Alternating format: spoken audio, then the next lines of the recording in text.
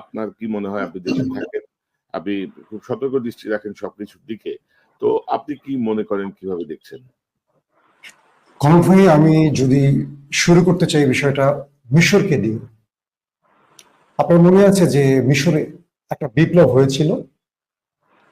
সে বিপ্লবটা ছিল হোসনি মুবারককে সরিয়ে ব্রাদারহুডের ডক্টর মুরসি ক্ষমতায় এসেছিলেন। আপনি মিশরের সাথে বাংলাদেশকে মেলাবেন, এখন চোখ বন্ধ করে আমার বিষয়টাকে একটু খেয়াল করবেন। খুব বিপজ্জনক কিছু তথ্য আমি আপনাকে দিতে চাচ্ছি। যখন দীর্ঘদিনের স্বৈরাচার, যদি আমরা হোসনি মুবারককে বলি, তাকে সরিয়ে একটা রক্তক্ষয়ী বিপ্লবের মধ্য দিয়ে মুরসি ক্ষমতায় আসলে তাকে 1 বছরের বেশি থাকতে দেয়া হলো না। 1 বছর পুরোপুরি থাকতে পারবে। বাংলাদেশকে ঠিক সেই জায়গাটা দাঁড় করা। একটা দীর্ঘদিনের স্বৈরাচার শেখ হাসিনাকে সরিয়ে দিয়ে একটা নোবেল বিজয়ী একজন ব্যক্তিকে ক্ষমতায় বসালো, কিন্তু 2 মাসের মধ্যে প্রতিটি মানুষ সমালোচনা করতে শুরু করলো। নাম্বার 2, কেন মুরসির পতন হলো?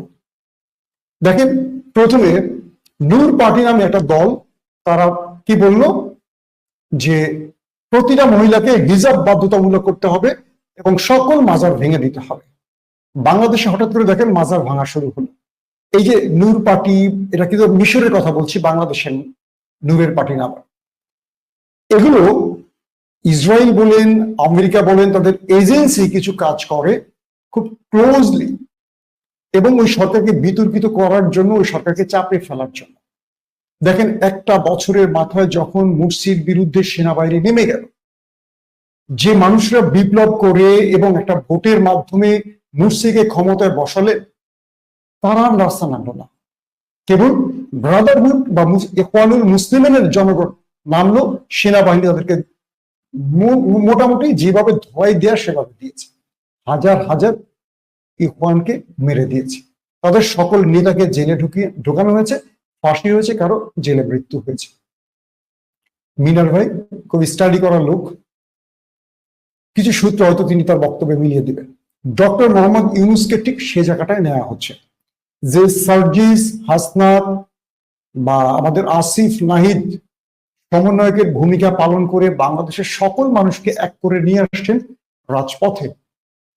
দেখেন, আজকে প্রত্যেকটা মানুষের মধ্যে হতাশা। ছাত্রদেরকে বিতর্কিত করা হচ্ছে, সেম মিশরে চলে যান। আজকে ছাত্রদের বিরুদ্ধে উঠছে যে তারা ত্রাণের টাকা মেরে খেয়েছে, তারা বলছে টাকা ব্যাংকে আছে, তারা হিসাব দিচ্ছে, অডিটের কথা বলছে। এই যে বিতর্কগুলো কারা ছড়াচ্ছে? আজকে মাহমুদুর রহমানের বিষয়টি দেখেন। মাহমুদুর রহমান কাদের আতঙ্ক? ভারতের, এবং ভারত ঘরানাদের। আসিফ নজরুল কোত্থেকে উঠে এসছে? শাহরিয়ার কবিরদের কোল থেকে। আসিফ নজরুল সাম্প্রতিক সময়, ভালো করে খেয়াল করেন, শেষের দিকে তিনি কি করলেন? একটু ইসলামিক সাজার চেষ্টা করলেন। ফেসবুকে পোস্ট দিলেন, আমি নামাজ পড়ি। আগে কেন সিরাত, রাসূল করিম সাল্লাল্লাহু আলাইহি সাল্লামের সিরাত আমার পড়া হয়নি, এটি পড়তে গিয়ে আমি নতুন কিছু আবিষ্কার করছি। তথাকথিত আমাদের কিছু ইসলামিক জনতা মনে করলেন তো জামাতের আমির হয়ে গেলেন বা হেফাজতের আমির হয়ে গেলেন। ভারত কি করে? কিছু কৌশলে কিছু ব্যক্তিকে এভাবে, বা যেটা আমাদের পরবর্তী শেখ হাসিনা এই কাজটি করতেন, নিজের কিছু লোককে সমালোচনার জন্য সেট করে দিতেন। তো ভারতের কিছু এজেন্ডা আছে বা কিছু এজেন্ট আছে যারা আমাদের সাথে মিশে কাজ করে, এবং এই ব্যক্তিরা আমাদের সুরে কথা বলে, কিন্তু এরা আমাদের না। যেমন আমাদের ইসলামিক দল, এর মধ্যে বেশ কিছু দল আছে যাদেরকে প্রতিবেশী এজেন্সি পালে, লালন পালন করে। তাদের একটাই কথা, কোনোভাবে ইসলামিক শক্তিকে এক হতে দিবে না। তো মাহমুদুর রহমান এই জিনিসগুলোকে বাংলাদেশের মানুষের কাছে তুলে ধরেছিলেন, মানুষকে ফ্যাসিজম শিখিয়েছেন, ফ্যাসিস্টদের বিরুদ্ধে কি করতে হবে শিখিয়েছেন, সংবাদের মাধ্যমে তাদের পরিচয় তুলে ধরেছেন। একটা পর্যায়ে মানুষ শেখ হাসিনাকে ফ্যাসিস্ট বলতে বাধ্য হয়েছে, পরবর্তী তাকে ফেক মামলায় জেলে পাঠানো হলো। এখন সেই মাহমুদুর রহমান দেশে এসে যদি তিনি বসে পড়েন, তাকে তো উপদেষ্টা দিতে হবে। তিনি তো এই উপদেষ্টাদেরকে জ্বালাবেন। এই উপদেষ্টা যেভাবে রাম রাজত্ব তৈরি করেছে, মাহমুদুর রহমান তো তাদেরকে সেভাবে কাজ করতে দেবে না। তাহলে কি করতে হবে? তাকে জেলে রাখতে হবে। শেখ হাসিনা তাকে যেভাবে শাস্তি দিয়েছে, তাকে সেভাবে জেলে রাখেন। যদি মাহমুদুর রহমানকে মুক্ত বাতাসে রাখেন, যদি কনক সরোয়ারকে দেশে আসার সুযোগ করে দেন, যদি ইলিয়াস হোসেনকে দেশে আসার সুযোগ করে দেন, তারা তো বিরক্ত করবে এই সরকারকে। বিদেশে বসে তারা যতটুকু পারুক হইচই করুক, দেশে আসতে দেওয়া যাবে না। ইলিয়াস কালকে বললো যে আমাদের মামলাকে নিয়ে কি করছে। এই যে ছাত্র বিপ্লব, আমি যখন আজকে কথা বলছিলাম সার্জিসের সাথে, ও আমাকে বলল যে আমরা যে আন্দোলন তৈরি করেছি এই আন্দোলনের পেছনে কনক ভাই, ইলিয়াস ভাইদের অনেক বড় ভূমিকা আছে, কারণ তাদের বক্তব্যগুলো শুনেছি। আজকে যে যুব সমাজ রাস্তায় নেমেছে, একদম সার্জিস আমার সাথে লাইনে আছে, আজকে যে যুবকরা রাস্তায় নেমেছে এই বাংলাদেশকে তারা নতুন ভাবে সাজানোর পেছনে কনক সরোয়ার, ইলিয়াসদের, পিনাকিদাদের অনেক বড় ভূমিকা।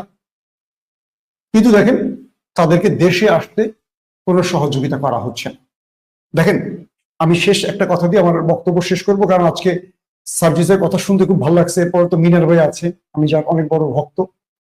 তুরস্কে দেখেন আমাদের যুব সমাজের মধ্যে হতাশা তৈরি হয়েছে যখন তুরস্কের 16-তে একটা সামরিক কু হলো। সেই কু মোকাবেলা করলো একেপি, মানে তুরস্কের এরদোয়ানের পার্টি। এক রাতে কয়েক ঘন্টায় প্রায় 350 থেকে 400 মানুষ মেরে ফেললো সেনাবাহিনী। পরবর্তী এরদোয়ান ক্ষমতায় ফিরে আসলেন, মানে সবকিছু মোকাবেলা করে আসলেন। প্রত্যেকটা পরিবারকে তিনি সহযোগিতা করলেন, প্রত্যেকটা পরিবারের খোঁজ খবর নিলেন, চাকরি দিলেন, তাদের পরিবারকে সামাজিকভাবে মূল্যায়ন করলেন এবং দ্রুত সময়ের মধ্যে বিশাল গ্রুপ সেনাবাহিনীকে, পুলিশকে তিনি সরিয়ে দিলেন। সেখানে খুব দ্রুত সময়ের মধ্যে আবার নিয়োগ প্রক্রিয়া করলেন। এখন বলবেন বিসিএস ছাড়া কি করে নিয়োগ দিবেন বড় পদ? পৃথিবীর বহু দেশে এই সিস্টেম আছে। 3 মাসের মধ্যে একটা শর্ট লিস্টে পরীক্ষা হলো, সেখান থেকে মেধাবীদের নিয়োগ দিলেন, দিয়ে 3 মাসের ট্রেনিং দিয়ে তাদেরকে পুলিশে নামালেন, সেনাবাহিনীতে নামালেন। আজকে আমাদের বহু ছাত্ররা যারা লড়াই করেছে, জীবন দিয়েছে, অন্ধ হয়েছে, এই পরিবারকে আপনি কজনের খোঁজ নিয়েছেন? কটা পরিবারে অনুদান দিয়েছেন? কটা পরিবারকে চিকিৎসা আপনি ব্যয় বহন করেছেন? এদের তালিকা এখনো চূড়ান্ত হয়। এখন যদি আমরা আমাদের এই যুব সমাজ, দেখেন আনসারের একটা বিপ্লব হলো দেখলাম, পুলিশ ঠিক মতো কাজ করছে না, আমরা ম্যাজিস্ট্রেসি পাওয়ার দিলাম সেনাবাহিনীকে, কতদিন? সেনাবাহিনী, পুলিশ, এরা কি সবাই আমাদের? 16 বছরে যে নিয়োগ পেয়েছে তারা তো এখন অনেকে চুপ, অনেকে আউট। যারা চুপ তারা একটা মরণ কামড় দেবে না শেখ হাসিনার সিগন্যাল পেলে? আপনি দ্রুত মেয়াদে কেন নিয়োগ দিচ্ছেন না? আমাদের মাস্টার্সে পড়া বহু বেকার আছে, অনার্স কমপ্লিট করা বহু বেকার আছে, যারা বিপ্লবের সাথে সরাসরি জড়িত ছিল মাঠে, যারা এই স্পিডকে ধারণ করে, তাদেরকে বাছাই করে আপনি কেন পুলিশে নিয়োগ দিচ্ছেন না? একটা কাজ দেখেন সরকার, প্রত্যেকটা কাজের দিকে তাকায়, প্যাচ লাগায় আছে। সব দোষ ছাত্রদের, সমন্বয়কদের আর ডক্টর মোহাম্মদ ইউনূসের, কিন্তু পেছন থেকে কলকাঠি নাড়ছে কারা? এই রাষ্ট্র। মাসুম ভাই, মানে আরেক যে গ্রুপটা ধরেন বাংলাদেশের স্বার্থ দেখে না, সেই গ্রুপটা আবার সক্রিয় হয়ে উঠেছে এবং এই সক্রিয় গ্রুপটা এই সরকারকে, মানে প্রথমত সরকারে তাদের এজেন্ট ঢুকিয়েছে, এখন তারা তাদের মাধ্যমে এটাকে নানাভাবে